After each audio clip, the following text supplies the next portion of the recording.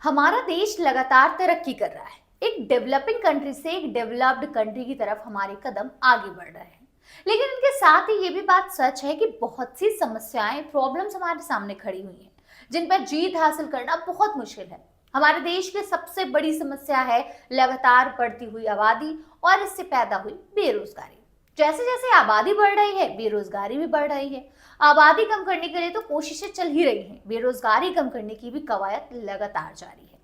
जैसा कि आपको मालूम है कि हमारे देश की सरकार कई सारी पब्लिक वेलफेयर स्कीम्स चलाती है। बेरोजगारी कम करने के लिए भी एक स्कीम है जिसका नाम है स्टैंड अप योजना। जी हाँ, देश में लगातार बढ़ रही बेरोजगारी को कम करने के मकसद से केंद्र सरकार ने स्टैंड अप इंडिया योजना की शुरुआत की है, जिसके तहत अनुसूचित जाति, अनुसूचित जनजाति और हर वर्ग की महिलाओं को अपना बिजनेस शुरू करने के लिए उन्हें फाइनेंशियल हेल्प दी जाती है।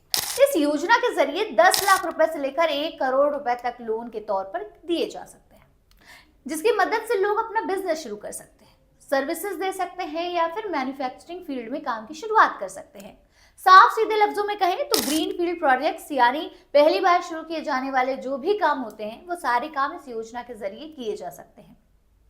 दरअसल केंद्र सरकार ईज ऑफ डूइंग बिजनेस पर जोर दे रही है। सरकार ने लोगों की भलाई के लिए कई सारी योजनाओं की शुरुआत की। इन्हीं में से एक योजना का नाम है स्टैंड अप इंडिया योजना। प्रधानमंत्री नरेंद्र मोदी ने अप्रैल 2016 में इसकी शुरुआत की थी।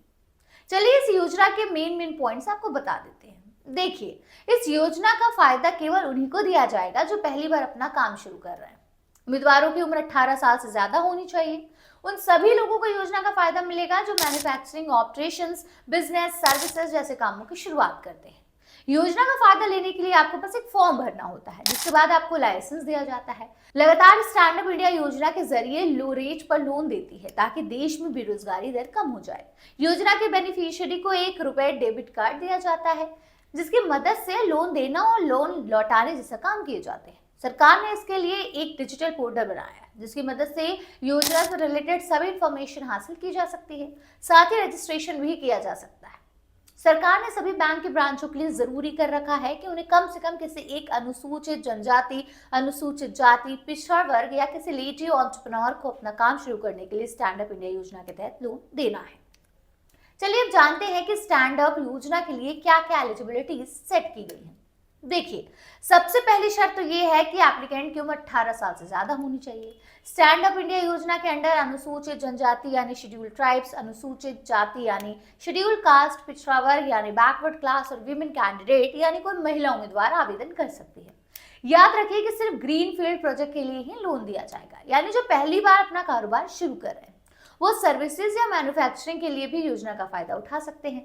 हाँ, एक शर्त यह भी है कि आवेदनकर्ता यानी एप्लीकेंट जो किसी भी बैंक या फाइनेंशियल इंस्टीट्यूशन के द्वारा डिफॉल्टर घोषित ना किया गया हो। नॉन इंडिविजुअल एंटरप्रेन्योर भी योजना के लिए आवेदन कर सकते हैं, लेकिन इसके लिए शर्त है कि उनके कारोबार में किसी भी अनुसूचित जनजाति, अनुसूचित जाति या फिर महिला उद्यमी की हिस्सेदारी 51% या उससे ज्यादा होनी चाहिए। चलिए अब जानते हैं कि स्टैंड अप योजना के जरिए क्या क्या फायदे मिलते हैं।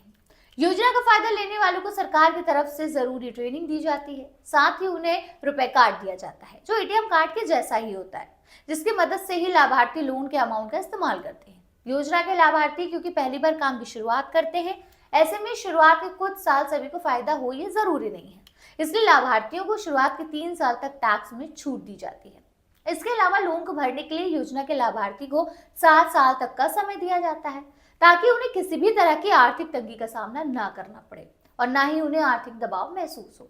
और तो और अनुसूचित जनजाति, अनुसूचित जाति एवं महिलाओं को सामाजिक और आर्थिक सुरक्षा प्रदान करनी भी इस योजना के जरिए मिलने वाला एक बड़ा फायदा है।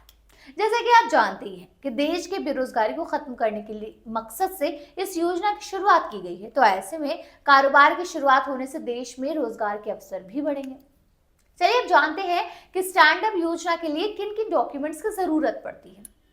आपके पास निवास प्रमाण पत्र, पहचान पत्र, आधार कार्ड, टेलीफोन बिल या बिजली bill, passport, driving licence, rent agreement, कारोबार से जुड़ी सारी जानकारी और जरूरी दस्तावेज, पट्टे की कॉपी, व्यवसाय का प्रमाण पत्र, mobile number, email ID, company का memorandum of association, partnership deed की कॉपी और अगर जरूरी हो तो आयकर रिटर्न सर्टिफिकेट भी होना चाहिए। खैर, चलिए अब जान लेते हैं कि सबसे जरूरी जानकारी जो ये है कि स्टैंड अप योजना के लिए अप्लाई कैसे करना है। सबसे पहले आपको आपके स्क्रीन पर शो हो रहे विभाग के ऑफिशियल वेबसाइट पर जाना होगा। परेशान मत हो, वेबसाइट का लिंक आपको डिस्क्रिप्शन बॉक्स में मिल जाएगा। ऑफिशियल वेबसाइट पर आते ही आपके सामने होम पेज खुल जाएगा, जिसमें left side you may access loan के ऑप्शन पर क्लिक करना होगा। अब लोन के लिए अप्लाई करने के लिए अप्लाई हियर के ऑप्शन पर क्लिक करना होगा। क्लिक करते ही आपके सामने एक नया पेज खुल जाएगा। अब न्यू एंटरप्रेन्योर के ऑप्शन पर जाएं। यहाँ आपको अपना नाम, मोबाइल नंबर, ईमेल आईडी जैसी जानकारियां दर्ज करनी होगी।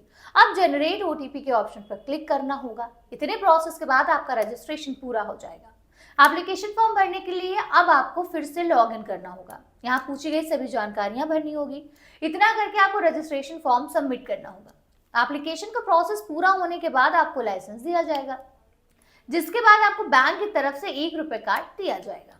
बहरहाल, हमें मालूम है कि स्टैंड अप योजना से जुड़े कुछ सवालात आपके मन में भी अभी खटक रहे होंगे, तो आप ज्यादा कंफ्यूज मत होइए। जो भी सवाल हो, जैसे भी सवाल हो या जो भी डाउट हो, आप उन्हें कमेंट में पूछ सकते हैं। आपको सभी सवालों का जवाब मिल जाएगा। इसके अलावा आप ये वीडियो अपने उन दोस्तों के साथ भी शेयर कीजिएगा जो अपना बिजनेस सेटअप करने की तैयारी कर रहे हो सकता है कि आपके जरिए उनकी काफी मदद हो जाए।